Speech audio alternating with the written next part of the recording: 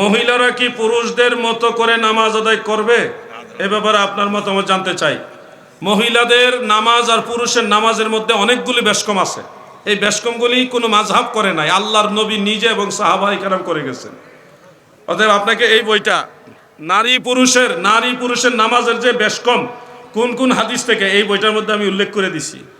এটা কিন্তু দাদু যদিও ছোট বাচ্চারা দিতে পারবে, কিন্তু আবার অনেক বড় আলেমরা দিতে পারবে না। অনেকে জানে না তো মহিলাদের নামাজের বেশকমগুলি কেন হইল। আমরা তো হাত তুলি কানের লতি পর্যন্ত, মহিলারা জাস্ট বুক বরাবর ইশারা করবে, এতটুকু তোলার দরকার নাই। আমরা হাত বাঁধি নাভির নিচে, মহিলারা বুকের উপরে নয়, বুক বরাবর হাত বাঁধবে, কোরআনের আয়াত অনুযায়ী এটা প্রমাণিত।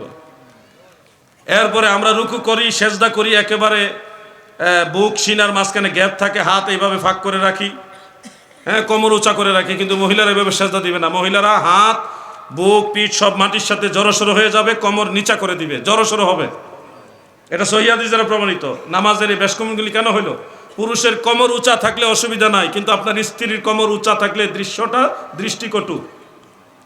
পুরুষের সিনা উপরের দিকে উঠে থাকলে অসুবিধা নাই, কিন্তু আপনার স্ত্রী যদি সিনা পুরুষের মতো উঁচা করে রাখে, স্তন ঝুলে থাকবে, দৃশ্যটা দৃষ্টিকটু দেখা যাবে। পুরুষ এইভাবে হাত সেজদার সময় রাখলে অসুবিধা নাই, কিন্তু মা বা আপনার স্ত্রী এইভাবে হাত রাখলে স্তন দেখা যাবে বা দৃশ্যটা দৃষ্টিকটু হবে। কথাগুলি বোঝার চেষ্টা করবেন। পুরুষ এইভাবে হাত তুললে কোনো অসুবিধা নাই, কিন্তু মহিলাও যদি এইভাবে হাত তুলে তখন সিনাটা ভেসে উঠবে, লজ্জাস্থান প্রকাশিত হবে। ইসলাম কত সুন্দর ধর্ম দেখেন।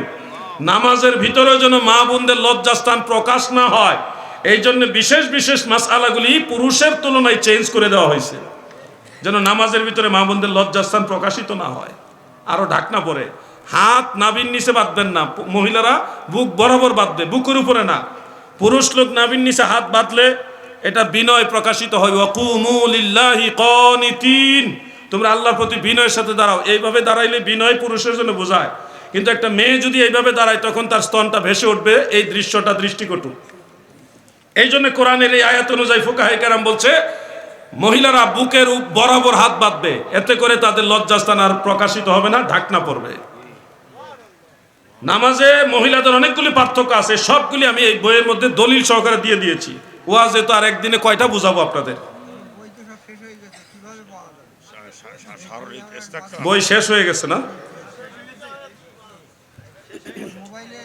এটার উত্তর হয়ে গেছে। মহিলাদের হাত এবং মুখ খোলা রাখলে সঠিক পর্দা হবে কিনা, দয়া করে সম্পর্কে কিছু বলবেন।